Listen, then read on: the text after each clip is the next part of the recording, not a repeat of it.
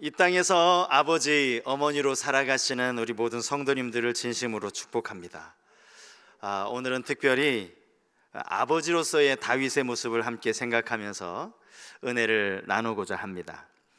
다윗이라는 인물을 생각해 볼 때 그가 하나님으로부터 인정받은 것은 너무나 어느 누구도 부인할 수 없는 분명한 사실이죠. 사도행전 말씀에 보면 바울이 안식일에 회당에 들어가서 설교를 하는 장면이 나오는데 거기에 다윗을 가리켜서 이렇게 이야기하는 장면이 나옵니다. 사도행전 13장 22절 말씀인데요, 패하시고 다윗을 왕으로 세우시고 증언하여 이르시되 내가 이새의 아들 다윗을 만나니 내 마음에 맞는 사람이라 내 뜻을 다 이루리라 하시더니, 여기 앞에 패하시고, 이것은 사울을 패하셨다라는 의미죠. 이스라엘의 초대왕 사울을 패하시고 그 다음에 다윗을 왕으로 세우셨는데, 이 다윗이 하나님 보시기에 내 마음에 맞는 사람, 내 마음에 합한 사람이더라, 이렇게 이야기를 하고 있는 겁니다. 그렇다면 여러분, 과연 다윗은 하나님 마음에는 이렇게 합한 사람이었는데 그의 부모 이새가 보기에는, 아버지 이새가 보기에는 다윗이 어떠했을까? 아버지 이새는 아들 다윗을 어떻게 보았을까 하는 것을 한번 우리가 생각해 볼 필요가 있지 않습니까? 요즘에는 자녀들이 하나 아니면 둘이어서 이 막내 아들이 받는 그 귀여움을 잘 모르실 수 있는데, 예전에 한 셋, 넷 낳은 가정에서는 가정에서 가장 귀여움을 받는 자녀가 막내였어요. 막내딸, 우리 막내딸, 막내 아들, 막내가 귀여움을 받았다라는 거죠. 여러분, 다윗이 이새의 막내 아들입니다. 그런데 다윗은 그렇게 아버지의 사랑을 받지는 못했던 것 같아요. 성경에 보면 하나님께서 사무엘 선지자를 이새의 집에 보내시지 않습니까? 내가 이제 이새의 아들 가운데 기름을 부을 자를 알릴 터이니 그에게 기름을 부으라. 이새는 바빠졌어요. 그의 7 아들을 다 옷을 깨끗이 갈아입히고 사무엘 선지자 앞에 세웁니다. 사무엘에게 인사를 시켰어요. 막내 아들 다윗만 빠졌습니다. 다윗은 그 시간에 양들을 지키고 있었다라고 성경이 기록합니다. 선지자가 말하죠. 그를 데리고 오지 않으면 우리 식사 자리에 앉지 않겠다. 그래서 불이 나게 사람을 보내서 막내 아들 다윗을 데려오게 되지 않습니까? 아버지의 기대와는 다르게 사무엘은 하나님의 명령에 따라 이새의 막내 아들 다윗에게 기름을 붓습니다. 사실 이 장면만 봐도 이새와 다윗과의 관계가 성경에 많이 나와 있지는 않지만 이 장면만 봐도 다윗은 막내 아들이었는데 아버지의 사랑을 그렇게 많이 받지는 않았구나라는 것을 우리가 짐작할 수 있습니다. 그것만이 아닙니다. 여러분, 다윗의 첫 번째 아내는 미갈이죠. 성경에 보면 미갈이 다윗을 많이 사랑했다라고 나오고, 다윗도 미갈을 사랑해서 어떻게든 미갈과 결혼하려고 참 생명의 위협을 무릅쓰고 전쟁을 하지 않습니까? 미갈의 아버지가 누굽니까? 다윗의 장인어른, 그가 사울 왕입니다. 사울 왕의 입장에서 다윗은 자기 사위가 되는 셈이죠. 여러분, 요즘 시대가 많이 바뀌어서요, 부모님들이 사위를 사위라고 부르지 않더라고요. 아들이라고 부르더라고요. 또 젊은 사위들도 마찬가지입니다. 장인어른을 장인어른이라고 부르지 않고 아버님 이렇게 부르더라고요. 여러분, 그렇게 본다면 다윗은 그의 장인이었던 사울에게 사랑을 받았습니까? 아버지에게 받지 못한 사랑을 장인어른인 사울에게는 받았나요?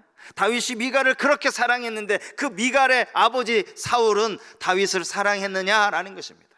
그렇지 않습니다. 미갈은 다윗을 사랑했지만 사울은 다윗을 아끼지 않았어요. 오히려 미워했죠. 다윗을 죽이려고 했습니다. 10년을 장인어른 사울을 피해서 도망다니는 도망자의 삶을 살아야만 했다라는 거예요. 그러니까 가만히 보면 이 다윗은요, 아버지 이새의 사랑도 아들로서 받지 못했어요. 그런가 하면 사울 왕의 사위로서의 사랑도 받지 못했다라는 거예요. 사랑받지 못하며 자란 그가 과연 아버지가 되었을 때 그 사랑은 어떠했을까? 오늘 본문에서 그것을 함께 찾아볼 수 있을 텐데, 오늘 본문은 아들 압살롬을 향한 아버지 이 다윗의 그 특별한 마음을 우리에게 알려주는 그런 본문입니다. 압살롬은요, 다윗의 여러 아들들 가운데 셋째 아들이었습니다. 하지만 그의 외모는 아주 상당히 출중했던 것 같아요. 사무엘하 14장 25절 말씀에 보면 압살롬에 대해서 이렇게 이야기합니다. 온 이스라엘 가운데에서 압살롬같이 아름다움으로 크게 칭찬받는 자가 없었으니 그는 발바닥부터 정수리까지 흠이 없습니다. 이스라엘의 남자가 얼마나 많겠어요. 그 이스라엘의 모든 남자들 중에서 압살롬보다 잘생긴 사람이 없었다는 거예요. 요즘 뭐 조각남이라고 합니까? 그냥 조각가의 손에 빚어진 그런 훤칠한 외모에 머리부터 발끝까지 아무런 흠도 찾을 수 없을 만한 아주 완벽한 외모를 가진 아들이 압살롬이었다라는 거예요. 아버지 다윗이 비록 그가 셋째 아들이었지만 압살롬을 많이 기워하지 않았겠습니까? 물론 성경에 압살롬만 기워했다라는 이야기는 나오지 않아요. 그러나 모든 부모의 마음이 같잖아요. 어쩌면 이렇게 우리 아들이 잘생겼나, 잘생긴 아들을 더 마음으로 사랑하지 않겠느냐라는 것이죠. 그런데요, 이 가정에 참 큰 사건이 벌어집니다. 압살롬의 친동생이라고 할 수 있는 이 다말이 자기 배다른 형, 이복형 암논에 의해서 유린을 당하는 이런 끔찍한 일이 벌어지게 됩니다. 이 사실을 아버지 다윗도 알았어요. 그랬는데 이 다윗이 암논이 맏아들이어서 그랬는지 이 사실을 알고서도 그냥 성경에 보면 분노하는데 그쳤다 이렇게 기록이 되어져 있습니다. 아버지 다윗의 모습을 보고 화가 난 사람은 압살롬입니다. 어떻게 우리 아버지가 이럴 수 있지? 당신의 딸이 이복형에게 유린을 당했는데 그걸 그냥 화를 내고 말 일인가? 결국 압살롬은요, 암논을 죽입니다. 암논을 살해하고 3년 동안 피난 생활을 하죠. 3년이 지나고 우여곡절 끝에 두 사람이 만나요. 참 어색한 화해를 합니다. 진정한 화해는 아니었어요. 결국 시간이 지나면서 이 압살롬이 아버지 다윗을 반역하는 일이 벌어지기 시작했습니다. 압살롬은 이스라엘 백성들의 마음을 아버지 다윗에게서 자기에게로 돌려놓았습니다. 사무엘하 15장 6절 말씀에 이렇게 기록하고 있습니다. 이스라엘 무리 중에 왕께 재판을 청하러 오는 자들마다 압살롬의 행함이 이와 같아서 이스라엘 사람의 마음을 압살롬이 훔치니라, 훔쳤다, 이런 표현을 썼습니다. 다윗이 재판을 자기 마음대로 하고 백성들로부터 미움을 받아서 무슨 잘못을 범한 것이 아닙니다. 압살롬이 백성들의 마음을 도적질한 거예요. 괜히 오해를 만들어서 결국 다윗이 이 압살롬 때문에 왕궁을 쫓겨나지 않습니까? 다윗이 도망자의 신세가 되어버립니다. 물론 압살롬의 반역은 그리 오래 가지 않았습니다. 다윗이 이끄는 군대, 그리고 압살롬이 이끄는 반란군이 서로 전쟁을 했는데 다윗의 군대가 이깁니다. 압살롬 또한 요압의 손에 의해서 죽임을 당하게 되죠.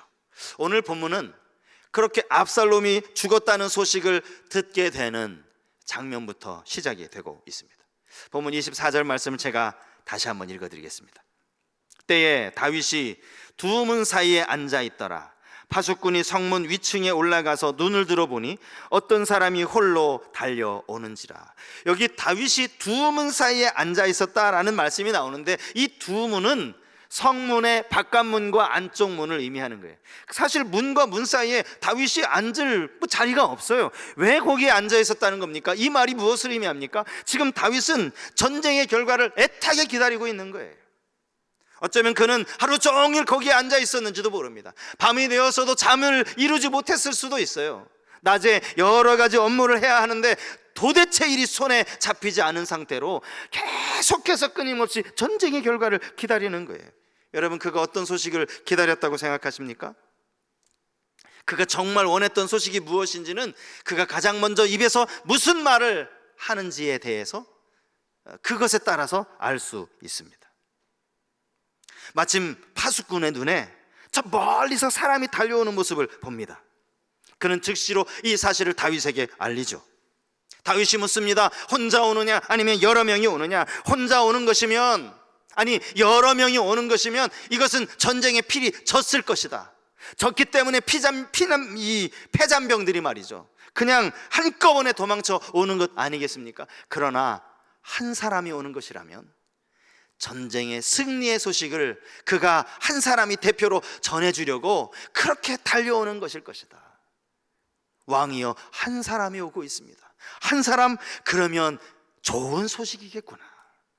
그는 좋은 소식을 가져오는 것이라고 확신합니다.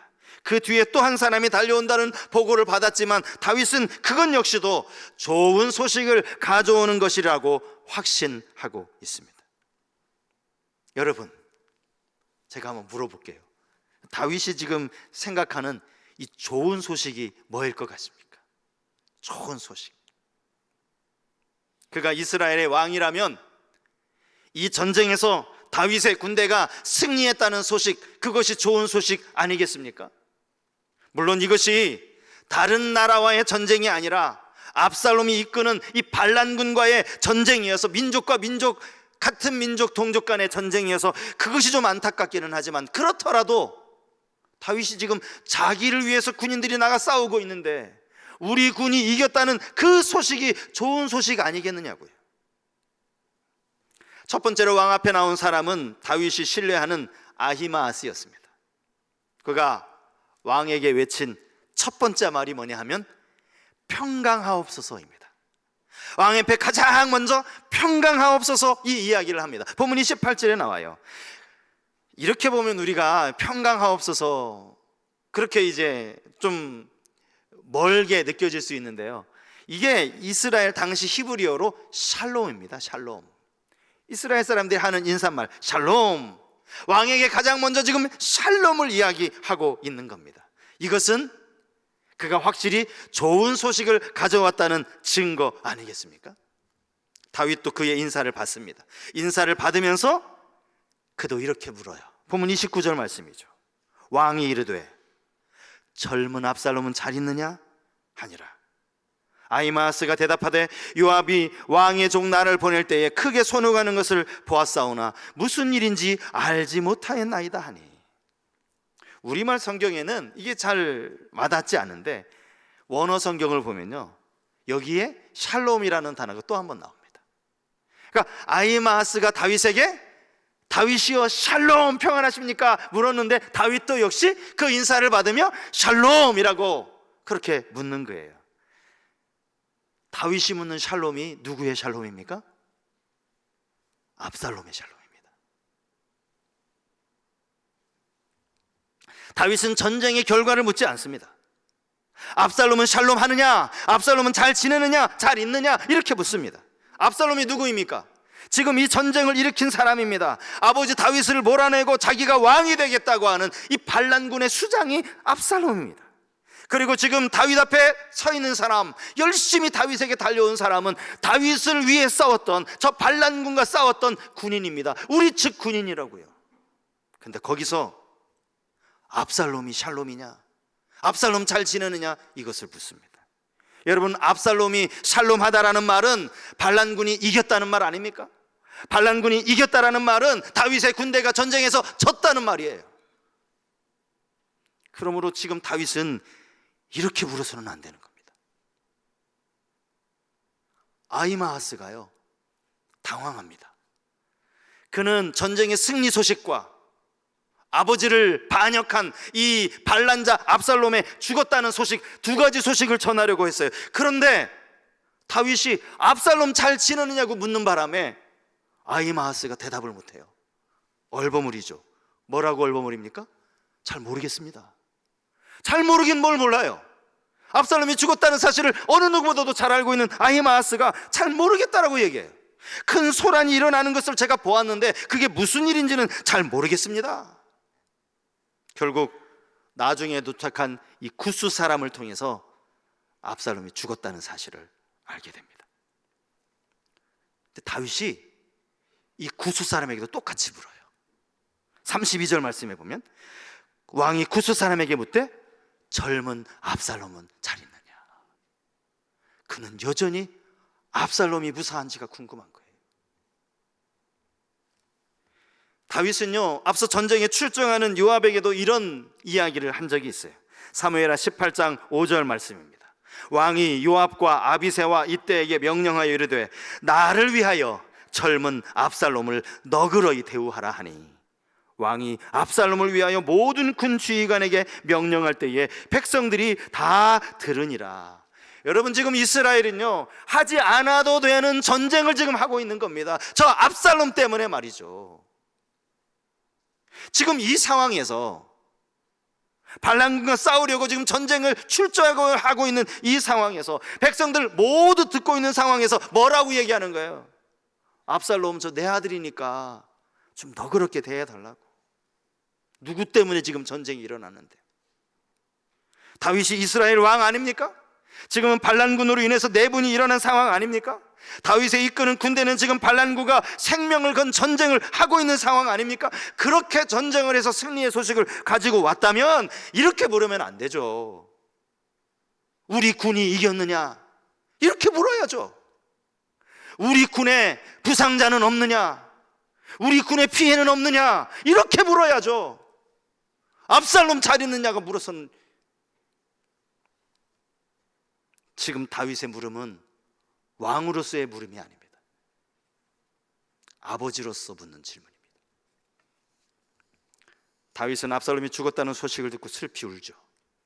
33절 말씀을 보면 마음이 심히 아파 이렇게 고백하고 있습니다. 이건 마치 심장을 도려내는 듯한 그런 아픔을 의미하는 구절입니다. 그는 이렇게 소리 지릅니다.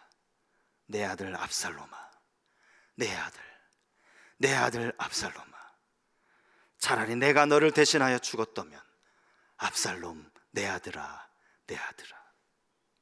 내 아들이라는 말을 지금 몇 번이나 반복하고 있는 겁니까? 다윗의 완공만이 아니라 그의 생명까지 노리던 자들이 이로 반란군입니다. 그 반란군들이 지금 전쟁에서 패했습니다. 이로 말미암아 이스라엘은 다시 평화가 찾아오게 될 것입니다. 이 일로 인하여 모든 이스라엘 백성들이 기뻐해야 할 일입니다. 모두가 다 기뻐하고 있는데 한 사람 울고 있어요. 한 사람, 이스라엘의 왕이라고 하는 다윗 혼자 울고 있습니다. 그는 압살롬의 아버지일 뿐입니다. 아버지의 사랑을 받고 자랐든지 많이 받지 못하고 자랐든지 간에 아버지는 아버지인 것 같습니다. 다윗을 보면 말이죠, 자식을 향한 아버지의 사랑은 누군가에게 그냥 내가 받아서 보아서 그렇게 배우는 것이 아니라는 사실을 우리는 깨닫게 됩니다. 여러분 다 마찬가지시잖아요. 나는 우리 아이들에게 내 부모에게서 받은 사랑만큼만 사랑해 줄 거야. 여러분 그렇게 말씀하는 분이 누가 계세요? 나는 비록 내 부모님께 사랑을 많이 받지는 못했지만 나는 우리 자녀들을 더 많이 사랑해 줄 거야. 이게 아버지의 마음 아닙니까?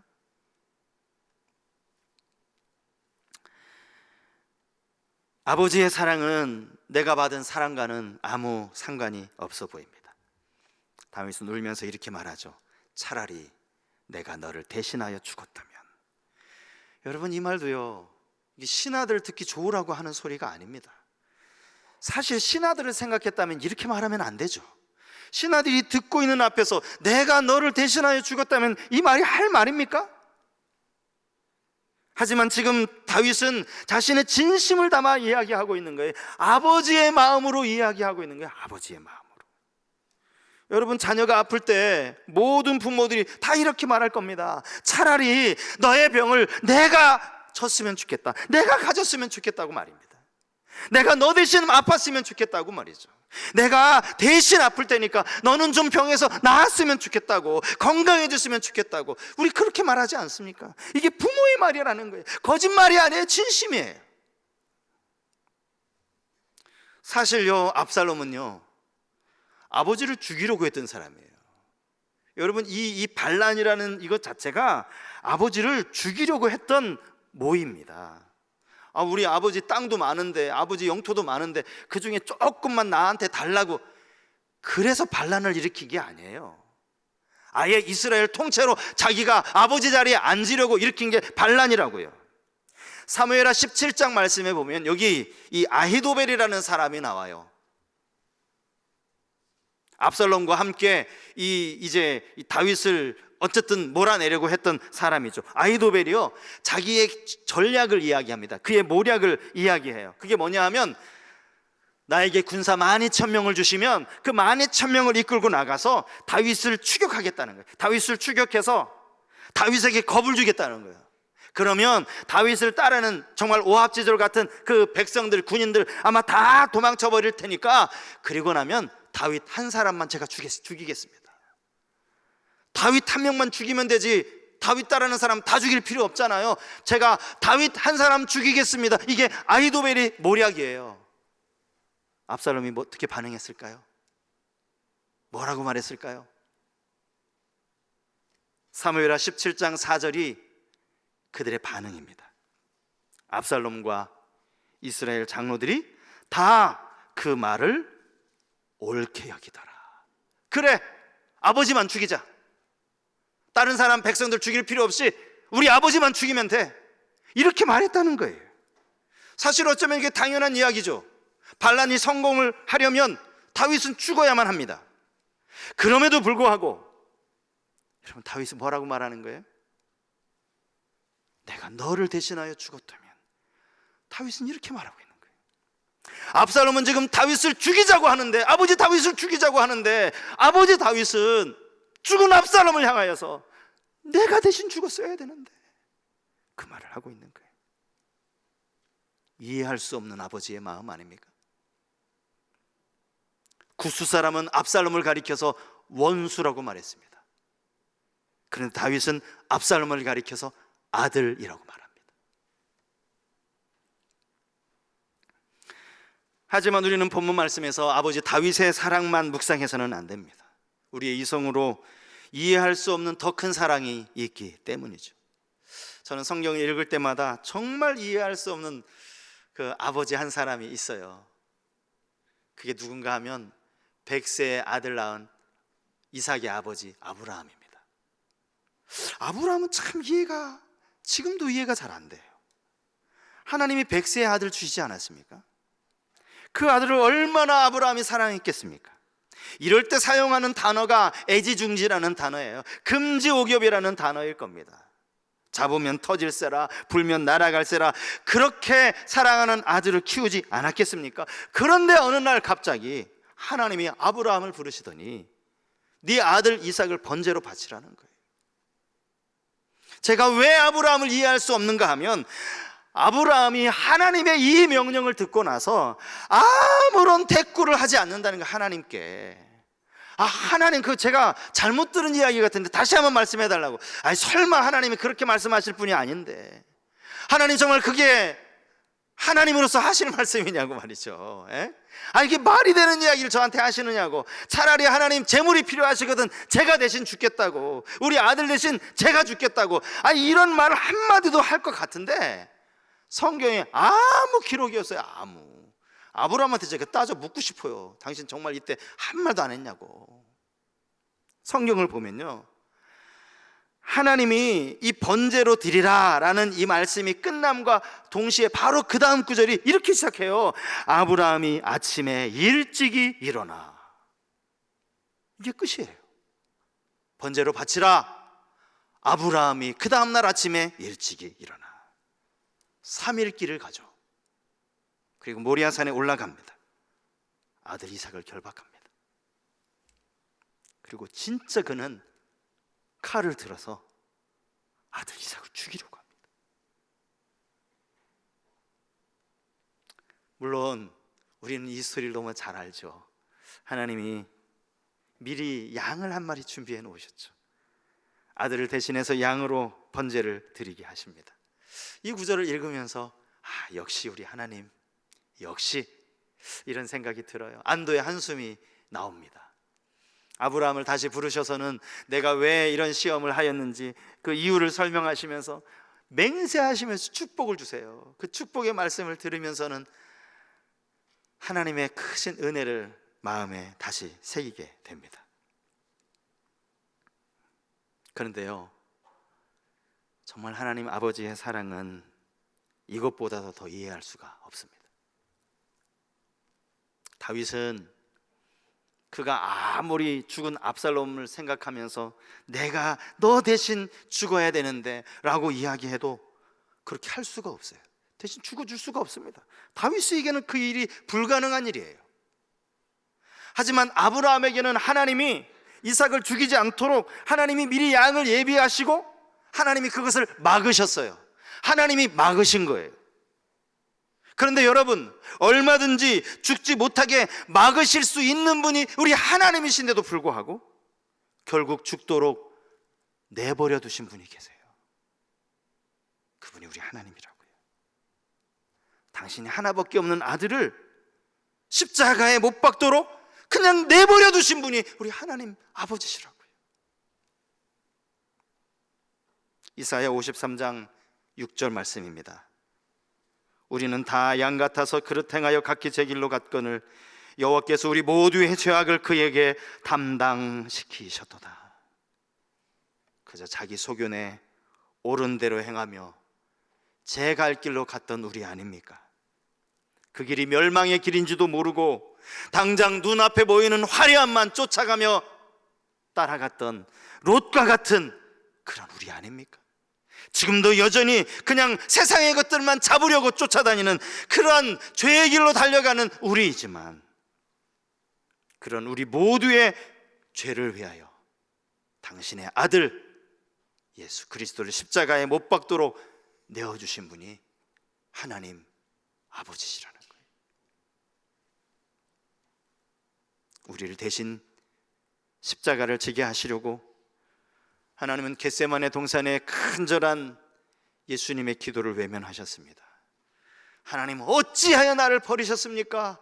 그 절규의 소리도 하나님 듣지 않으셨어요.